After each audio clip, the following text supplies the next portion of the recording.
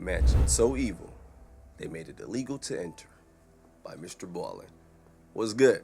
How your day going? How your morning, your evening, your night, whenever you're watching this video? I ain't about to talk your ears off. We're about to jump right into this one. I love me a good ghost story from Mrballen. He makes it that much more believable. But either way it go, before I put my foot in my mouth, we can go ahead and check out the video. Hey, if you want to check out the original, the link will be in the description below. But let's go.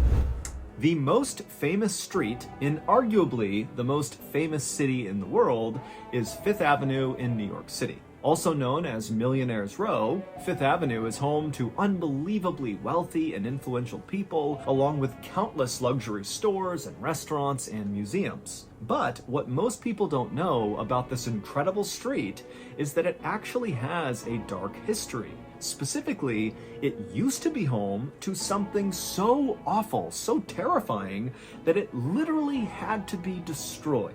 But before we get into that story, if you're a fan of the strange, dark, and mysterious delivered in story format, then you've come to the right place, because that's all we do, and we upload once a week. So if that's of interest to you, please offer the like button a nice bag of chips, but be sure you crush the entire bag first. Also, please subscribe to our channel and turn on all notifications so you don't miss any of our weekly uploads. Okay, let's get into today's story. Mute up, copyright. I noticed he said something though, not someone, huh?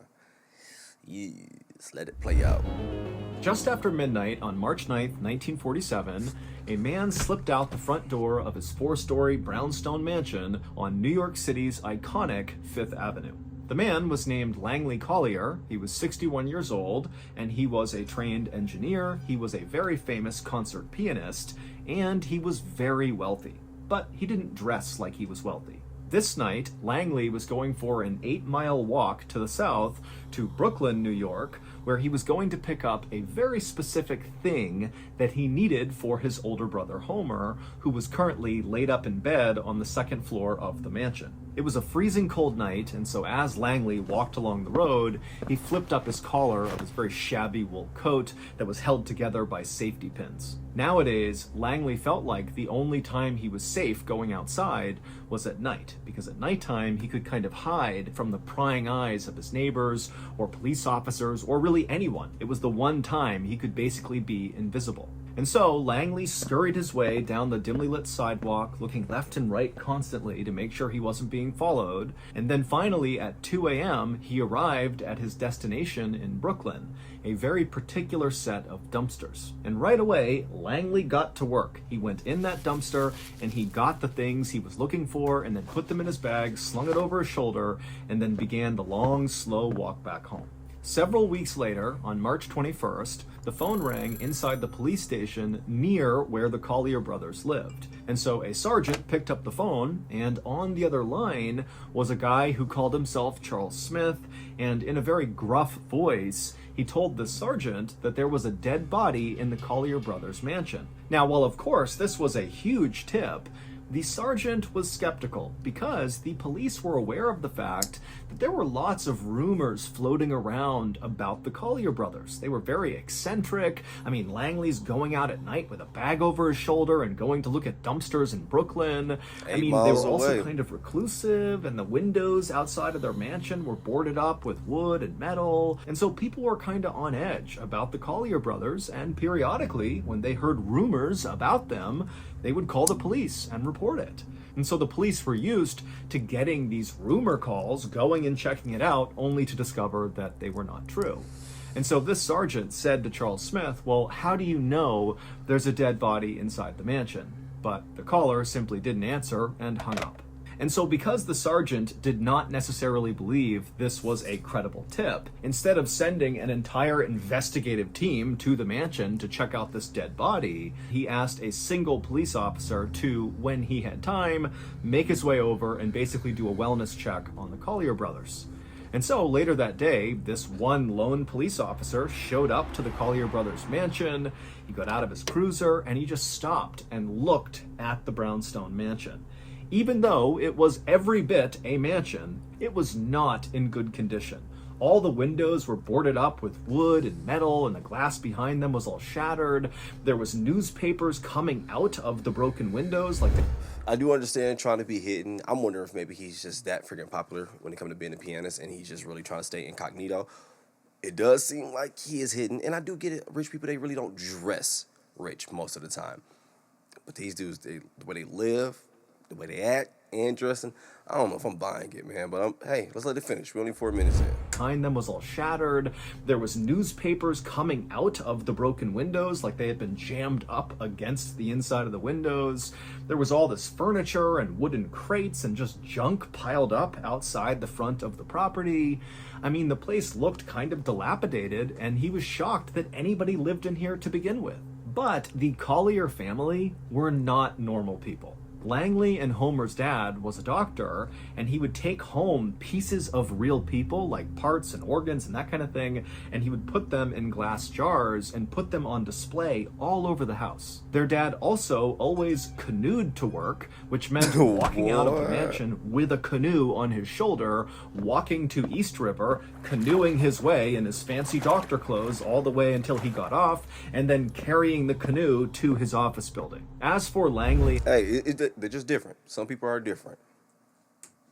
It ain't meant for you to understand. It ain't your life, but what? Until he got off, and then carrying the canoe to his office building. As for Langley and Homer's mother, she was the first cousin of their dad, and she also kicked their dad out of the house when he tried to convert their entire house into a sanatorium, which is kind of like a cross between a hospital and a resort for people who are recovering from tuberculosis. And so the brothers had grown up in this very odd family, and while they were totally brilliant, they were also very eccentric. Homer, the older brother, was a literal genius who was accepted to study law at the highly prestigious Ivy League University, Columbia, at the age of 14. Langley, who was 5 years younger than Homer, also graduated from Columbia, where he got 2 degrees, one in engineering and one in chemistry. But Langley wasn't just an accomplished scientist, he was also this incredible musician. In fact, he was such a talented pianist that he actually performed shows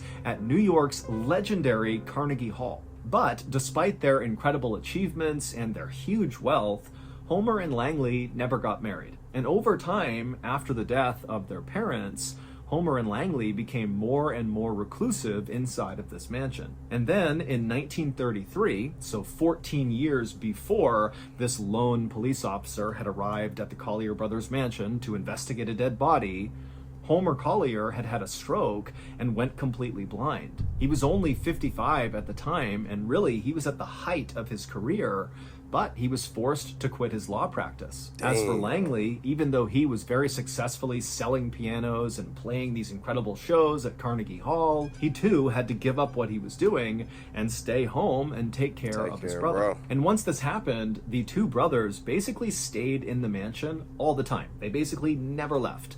And they also stopped paying any of their bills, so their water, their phone, their electricity all got cut off.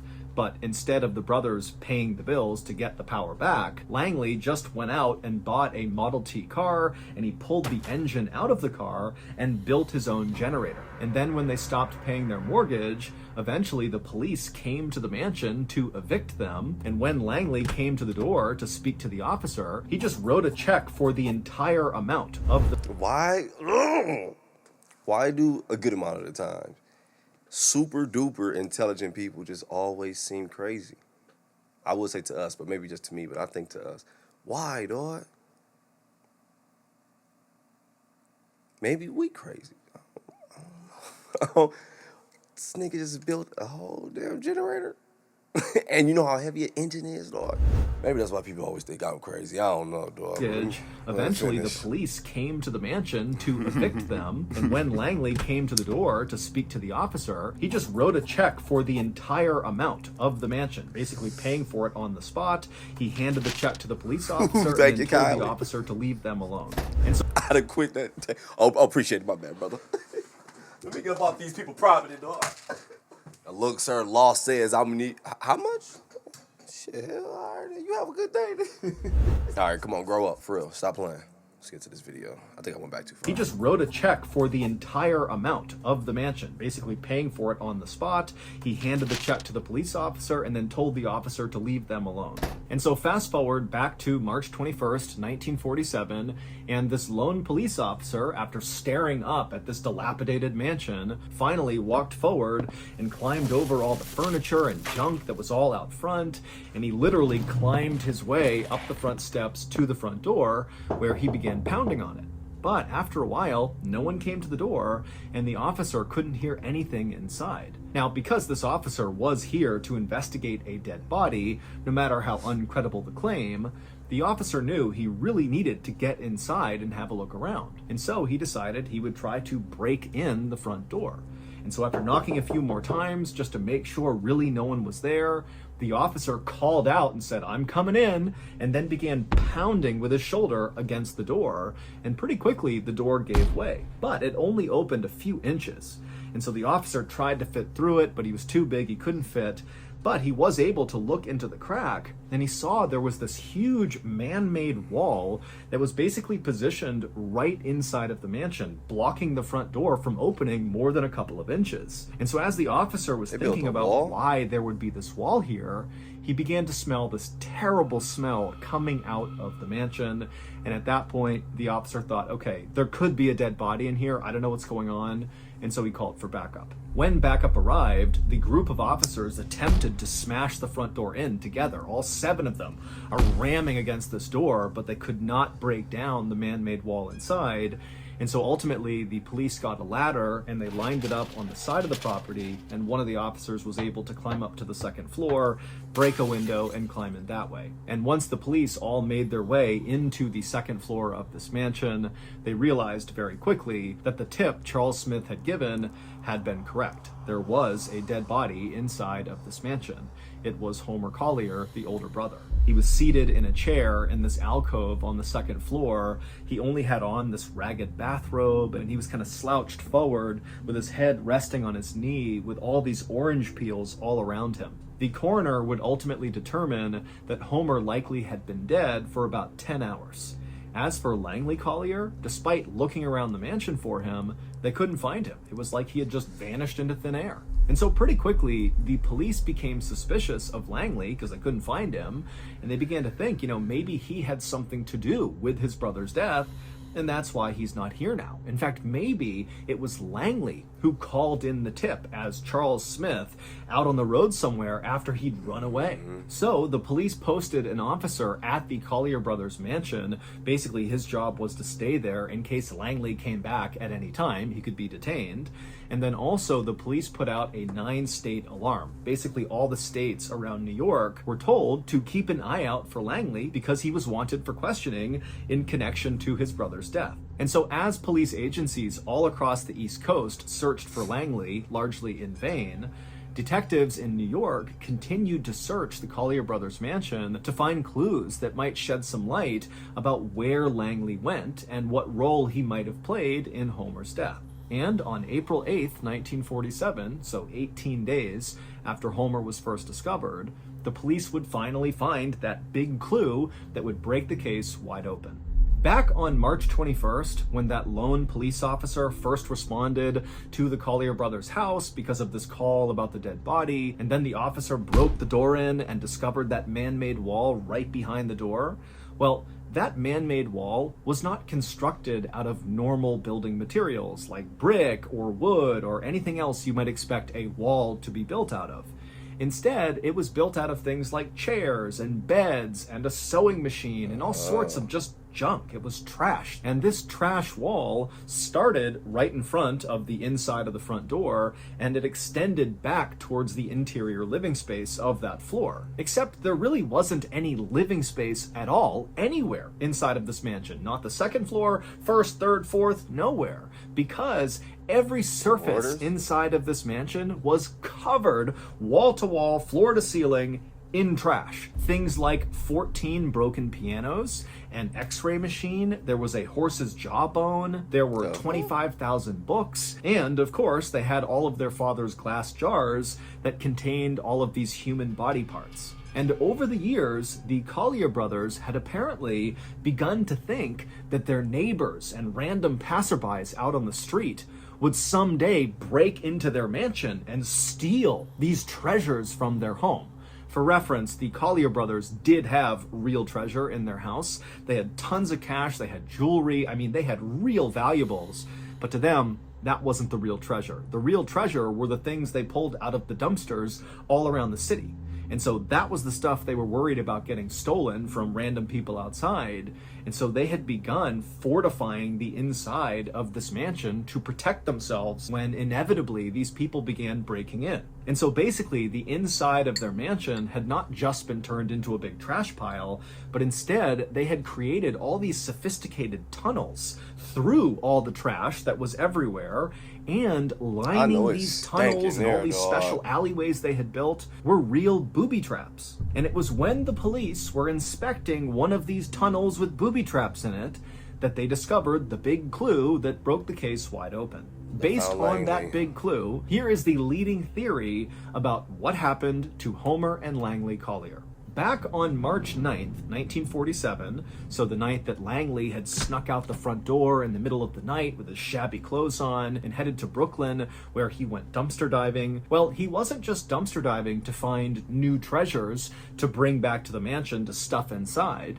Instead, he was actually looking for something really specific for his brother. He was looking for oranges, like the fruit. And this particular dumpster in Brooklyn was right behind a store that sold fruit, and so there were always lots of oranges in this dumpster. Langley was actually trying his very best to take care of his older brother, Homer. He had actually begun doing research using his father's old medical textbooks to try to find a cure for Homer's blindness caused by his stroke. And at some point, Langley believed he really had come across the cure. And the cure was basically for Homer to eat oranges. Lots and lots of oranges. And in fact, over the last several weeks before this night, Langley had already made this change in Homer's diet. He only fed him oranges for every single meal. He got them from this dumpster and he fed them to Homer. And Homer, he too believed this cure was going to work, and so he ate the oranges without question. And so back on March 9th, after Langley had gathered up the oranges from inside this dumpster, slung it on his shoulder, and walked back to his mansion, he maneuvered his way through the crack in the front door because he was super skinny. He was able to barely get through. And then once he was inside the mansion and shut the door behind him, he maneuvered his way up to the second floor. And then he began the most dangerous part of his journey from one side of the second floor to the other where Homer was. Basically, Langley needed to crawl through a 2-foot wide tunnel he had built through all the junk and trash, but it was lined with booby traps. In particular, there was a nasty trap at the end of the tunnel where there was this stack of metal boxes filled with all these newspapers. They were really heavy, and they were positioned so if you even so much as barely touched the lowest box, they would come crashing down on you. Now, Langley had made this journey countless times. This is how he went to see his brother every single day, as he went through this tunnel. But on this day, as he low-crawled his way through the tight tunnel in the trash, he accidentally knocked the lowest metal box. The boxes tumbled down on him and pinned him to the ground. Now, these boxes were very heavy, but they were not heavy enough to kill someone. It would just pin them down. It would be impossible to get out from under them. And so Langley, very likely, after getting trapped, called out for his brother, Homer, who was actually only 10 feet away from him. But Homer was blind, he was sick, he had absolutely no energy because all he ate was oranges and it was basically killing him. And so he couldn't even get out of his chair, let alone go save his brother. And so for several agonizing hours, Langley likely yelled for his brother until the weight of all these boxes did crush him to death. And then Homer was left all alone in this house where no one knew he needed help and no one could even get to him if they wanted to. And so he was doomed. And so for 2 weeks... me go back a bit. Did Camera died. crush him to death. And then Homer was left all alone in this house where no one knew he needed help and no one could even get to him if they wanted to. And so he was doomed. And so for 2 weeks, Homer just sat in this chair, starving to death, while he likely listened to the sound of rats eating his brother's body. The big clue that the police found that broke this case wide open is they actually spotted Langley's white foot bone that had been picked clean by the rats jutting up out of this trash tunnel 10 feet away from Homer. When the police had first searched the mansion, it was so full of stuff that they never saw this bone. It just kind of blended in. But 18 days after finding Homer, they realized Langley was right there. There was a skeleton. As for the Charles Smith tipster that police thought had to be Langley calling in after he had murdered his brother, well, it wasn't Langley because Langley was dead at the time this tip came in. And so Charles Smith was a real person who very likely just walked past the mansion and he probably caught a whiff of the smell of rotting dead bodies, and so he called it in. 4 months after Homer and Langley were found dead inside of their maze of trash, their mansion was declared a fire hazard and demolished. Today, there is a small park called the Collier Brothers Park, and it's filled with nothing but a couple of trees and a bench. Dang. So that's going to do it. If you enjoyed today's story, be sure to check out our podcast called the Mrballen Podcast. It's always those super duper intelligent ones. I wouldn't say always, but a good amount of the times. And I get it, because I know a good amount of the comments going to be just how we had in the last video, similar to this one. Just because you're super intelligent don't make you super smart, blah, blah, blah, stuff like that, which I get. I understand everything. This ish is on a spectrum. I get it. But man, for real though, when it be the ones that be just like off the wall intelligent, a good amount of the times it's like, why do they maneuver this way? Why do they act like this? Why do they think like that? I don't know, though. But either way it go, though, I'm going to go ahead and get up out of here and enjoy my day. Hey, you do the same thing. Enjoy your day, your morning, your evening, your night, whenever you're watching this video. But I'm out.